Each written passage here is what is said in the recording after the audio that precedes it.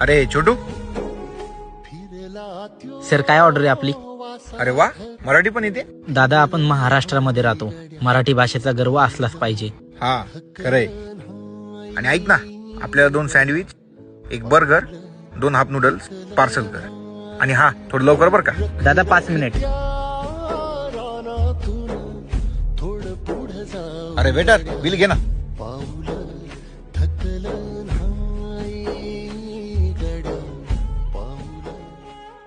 दादा याला आपण 100 रुपये टिप देऊया.